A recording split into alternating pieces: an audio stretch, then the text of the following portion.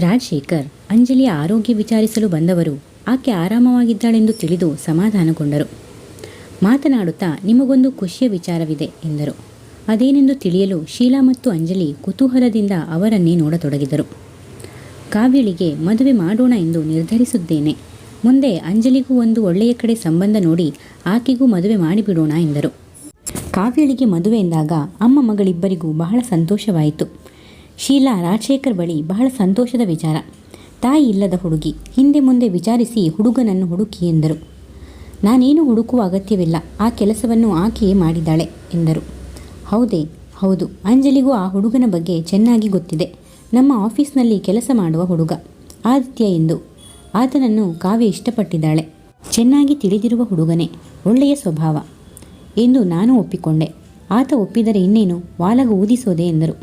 ಒಪ್ಪಿಕೊಳ್ಳದೆ ಇನ್ನೇನು ಅಪ್ಪಾಜಿ, ನಮ್ಮ ಕಾವ್ಯನಿಗೆ ಏನು ಕಡಿಮೆಯಾಗಿದೆ? ಖಂಡಿತ ಒಪ್ಪುತ್ತಾರೆ ಎಂದಳು ಅಂಜಲಿ.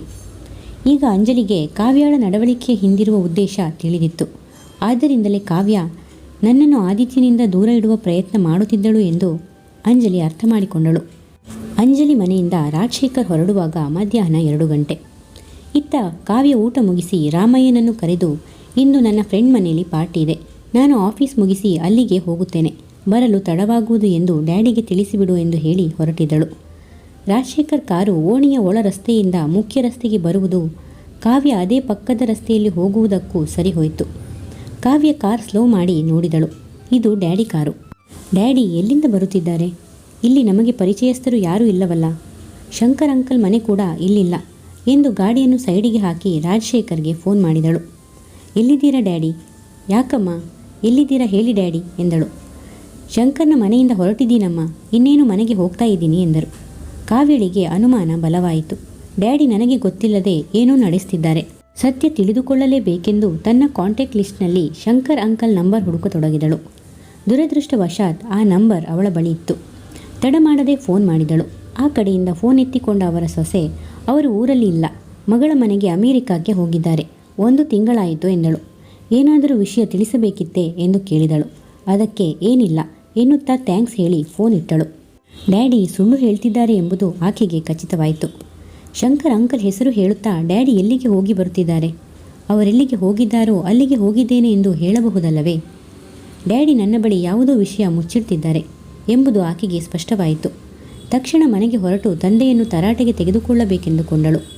ಸ್ವಲ್ಪ ನಿಧಾನಿಸಿ, ಈಗಲೇ ಬೇಡ, ಸ್ವಲ್ಪ ದಿನ ಕಳೆಯಲಿ, ಡ್ಯಾಡಿ ಆದಿತ್ಯ ಜೊತೆ ಮಾತನಾಡುವ ಯೋಚನೆಯಲ್ಲಿದ್ದಾರೆ. ನಾನೀಗ ಏನೇನೋ ಮಾತನಾಡಿ ಮನಸ್ಸು ಕೆಡಿಸುವುದು ಬೇಡ ಎಂದು ಸುಮ್ಮನಾದಳು. ಕಾವ್ಯ ಆ ದಿನ ಸಂಜೆ ಆಫೀಸ್ ಮುಗಿಸಿ ನೇರ ತನ್ನ ಫ್ರೆಂಡ್ ಬ್ಯಾಚುಲರೇಟ್ ಪಾರ್ಟಿಗೆ ಹೊರಟಳು. ಇತ್ತ ರಾಜಶೇಖರ್ ಆದಿತ್ಯನನ್ನು ಮನೆಗೆ ಕರೆಸಿಕೊಂಡು ಕಾವ್ಯಳ ಮದುವೆ ವಿಚಾರ ಪ್ರಸ್ತಾಪ ಮಾಡಿದರು. ಅದನ್ನು ಕೇಳಿ ಆದಿತ್ಯನಿಗೆ ಶಾಕ್ ಆಯಿತು. ಏನು ಹೇಳ್ತಿದ್ದೀರಾ ಸರ್? ನಾನು ಮೇಡಮ್ನ ಮದುವೆಯಾಗುವುದಾ? ಯಾವಾಗಾದರೂ ಆಕಾಶ ಭೂಮಿ ಒಂದಾಗೋಕೆ ಸಾಧ್ಯನಾ? ಶ್ರೀಮಂತಿಕೆಯಲ್ಲಿ ಬೆಳೆದ ನಿಮ್ಮ ಮಗಳಲ್ಲಿ ನಾನೆಲ್ಲಿ ಎಂದನು. ಮಿಸ್ಟರ್ ಆದಿತ್ಯ, ನೀವು ಅದರ ಬಗ್ಗೆ ಚಿಂತಿಸಬೇಡಿ. ನನಗಾದರೂ ಬೇರೆ ಯಾರಿದ್ದಾರೆ? ನೀವೇ ನಮ್ಮ ಮನೆ ಅಳಿಯನಾಗಿ ನಮ್ಮ ಮನೆಯಲ್ಲೇ ಇದ್ದು ಬಿಡಿ ಎಂದರು. ಆದಿತ್ಯ ರಾಜಶೇಖರ್ ಈ ರೀತಿಯಲ್ಲೂ ಮಾತನಾಡಬಹುದು ಎಂದು ಊಹಿಸಿರಲಿಲ್ಲ. ಕಾವ್ಯಳಿಗೆ ತಿಳಿಸದೆ ನನ್ನ ಬಳಿ ಮಾತನಾಡುತ್ತಿದ್ದಾರೆ ಎಂದು ತಿಳಿದು, ಸರ್, ಅಪ್ಪಿತಪ್ಪಿಯೂ ಮೇಡಮ್ ಬಳಿ ಮಾತ್ರ ಇದರ ಬಗ್ಗೆ ಹೇಳಬೇಡಿ, ಅವರಿಗೆ ಗೊತ್ತಾದರೆ ನಮಗೆ ಇಬ್ಬರಿಗೂ ತೊಂದರೆ ಎಂದನು ನಗುತ್ತಾ. ಆದಿತ್ಯ, ಇದು ನನ್ನೊಬ್ಬನ ಅಭಿಪ್ರಾಯವಲ್ಲ. ಕಾವ್ಯ ಕೂಡ ನಿಮ್ಮನ್ನು ಇಷ್ಟಪಟ್ಟಿದ್ದಾಳೆ. ಆಕೆಯೇ ನಿಮ್ಮ ಬಳಿ ಮಾತನಾಡಲು ಹೇಳಿದಳು. ಮದುವೆಯಾದರೆ ನಿಮ್ಮನ್ನೇ ಎಂದು ಹೇಳಿದ್ದಾಳೆ ಎಂದರು. ಆದಿತ್ಯ ಅವರ ಮಾತು ಕೇಳಿ ಕಕ್ಕಾಬಿಕ್ಕಿಯಾದ. ಏನು, ಕಾವ್ಯ ಮೇಡಮ್ ನನ್ನನ್ನು ಇಷ್ಟಪಡುವುದೇ? ಹುಲ್ಲೆಯೊಂದಿಗೆ ಎಂದಾದರೂ ಸ್ನೇಹ ಬೆಳೆಸುವುದೇ? ಇದೆಲ್ಲ ಹೇಗೆ ಸಾಧ್ಯ? ಆತನಿಗೆ ಯಾವುದನ್ನು ನಂಬಬೇಕು, ಯಾವುದನ್ನು ಬಿಡಬೇಕು ಎಂದು ತಿಳಿಯಲಿಲ್ಲ. ರಾಜಶೇಖರ್ ಮಾತು ಮುಂದುವರಿಸುತ್ತಾ, ಆದಿತ್ಯ, ನೀವು ಬಹಳ ಅದೃಷ್ಟವಂತರು. ನನ್ನ ಮಗಳು ನಿಮ್ಮನ್ನು ಇಷ್ಟಪಟ್ಟಿದ್ದಾಳೆ. ನೀವು ಸ್ವಾಭಿಮಾನಿ ಎಂಬುದು ನನಗೆ ಗೊತ್ತು. ನಿಮ್ಮ ಸ್ವಾಭಿಮಾನಕ್ಕೆ ಏನೂ ಭಂಗವಾಗದಂತೆ ನಾನು ನೋಡಿಕೊಳ್ತೇನೆ. ಈ ಮದುವೆಗೆ ಒಪ್ಪಿಕೊಳ್ಳಿ ಎಂದು ಅವನ ಕೈ ಹಿಡಿದುಕೊಂಡರು. ಇನ್ನೂ ಸುಮ್ಮನಿದ್ದರೆ ತಪ್ಪಾಗುವುದು, ನನ್ನ ಅಭಿಪ್ರಾಯ ತಿಳಿಸುವುದೇ ಸೂಕ್ತ ಎಂದು ನೇರವಾಗಿ, ದಯವಿಟ್ಟು ನನ್ನನ್ನು ಕ್ಷಮಿಸಿ ಸರ್, ಇದೊಂದನ್ನು ಬಿಟ್ಟು ಬೇರೆ ಏನಾದರೂ ಹೇಳಿ, ನಾನು ಕೇಳುತ್ತೇನೆ. ಆದರೆ ಈ ಮದುವೆಯಾಗು ಎಂದು ಮಾತ್ರ ಹೇಳಬೇಡಿ ಎಂದನು. ಆದಿತ್ಯನಿಂದ ರಾಜಶೇಖರ್ ಇದನ್ನು ನಿರೀಕ್ಷೆ ಮಾಡಿರಲಿಲ್ಲ. ಶ್ರೀಮಂತಳಾದ ತನ್ನ ಮಗಳನ್ನು ಮದುವೆಯಾಗಲು ಖಂಡಿತ ಖುಷಿಯಿಂದ ಒಪ್ಪಿಕೊಳ್ಳುತ್ತಾನೆ ಎಂದೇ ತಿಳಿದಿದ್ದರು. ಏನು ಹೇಳ್ತಿದ್ದೀರಾ ಮಿಸ್ಟರ್ ಆದಿತ್ಯ? ನನ್ನ ಮಗಳಿಗೆ ಏನು ಕಡಿಮೆಯಾಗಿದೆ? ನೀವು ನನ್ನ ಮಗಳನ್ನು ನಿರಾಕರಿಸಲು ಕಾರಣವಾದರೂ ಏನು ಎಂದರು ಗಡುಸಾಗಿ. ದಯವಿಟ್ಟು ನನ್ನನ್ನು ತಪ್ಪು ತಿಳಿಯಬೇಡಿ. ನಾನು ಇರುವ ವಿಷಯವನ್ನು ಹೇಳದಿದ್ದರೆ ನಿಮಗೇನೂ ಅರ್ಥವಾಗದು. ಮುಖ ತಿರುಗಿಸಿ ನಿಂತು ಏನದು ಎಂದರು ರಾಜಶೇಖರ್. ನಾನು ಈಗಾಗಲೇ ಒಬ್ಬ ಹುಡುಗಿಯನ್ನು ಪ್ರೀತಿಸುತ್ತಿದ್ದೇನೆ ಎಂದನು. ಏನು, ಪ್ರೀತಿಯೇ? ನನ್ನ ಮಗಳಿಗಿಂತ ಹೆಚ್ಚಿನದು ಆಕೆಯಲ್ಲಿ ಏನಿದೆ? ಯಾರಾಕೆ ಎಂದರು ಕೋಪದಿಂದ. ಆಕೆ ಬೇರೆ ಯಾರೂ ಅಲ್ಲ, ನಮ್ಮ ಆಫೀಸ್ನಲ್ಲಿ ಕೆಲಸ ಮಾಡುವ ಅಂಜಲಿ. ನಾನು ಆಕೆಯನ್ನು ಪ್ರೀತಿಸ್ತಿದ್ದೀನಿ. ಆಕೆಯನ್ನು ಬಿಟ್ಟು ಬೇರೆ ಯಾರನ್ನೂ ಮದುವೆಯಾಗಲಾರೆ ಎಂದನು. ಅದನ್ನು ಕೇಳುತ್ತಿದ್ದಂತೆ ರಾಜಶೇಖರ್ಗೆ ಬಹಳ ಆಘಾತವಾಯಿತು. ಇದೇನು ಪರೀಕ್ಷೆ ದೇವರೇ, ಪ್ರತಿ ಬಾರಿಯೂ ನನ್ನನ್ನು ಯಾಕೆ ಇಂತಹ ಸಂದಿಗ್ಧ ಪರಿಸ್ಥಿತಿಗೆ ಸಿಲುಕಿಸುತ್ತೀಯಾ ಎಂದು ಮನದಲ್ಲಿಯೇ ನೊಂದುಕೊಂಡರು. ಏನು ಹೇಳ್ತಿದೀಯಪ್ಪ ನೀನು? ಕ್ಷಮಿಸಿ ಸರ್, ನನಗೆ ಈ ವಿಷಯವನ್ನು ನಿಮ್ಮ ಬಳಿ ಹೇಳದೆ ಬೇರೆ ದಾರಿ ಇರಲಿಲ್ಲ ಎಂದನು. ರಾಜಶೇಖರ್ ಮುಂದುವರಿದು, ಅಂಜಲಿಯು ನಿನ್ನ ಎನ್ನುತ್ತಾ ಪ್ರಶ್ನಾರ್ಥಕವಾಗಿ ಆತನನ್ನೇ ನೋಡಿದರು. ಇಲ್ಲ ಸರ್, ಆಕೆಗೆ ನಾನಿನ್ನೂ ವಿಷಯ ತಿಳಿಸಿಲ್ಲ. ಆದಷ್ಟು ಬೇಗ ತಿಳಿಸುತ್ತೇನೆ. ನಿಮ್ಮ ಮನಸ್ಸಿಗೆ ಬೇಜಾರು ಮಾಡಿದರೆ ದಯವಿಟ್ಟು ಕ್ಷಮಿಸಿ.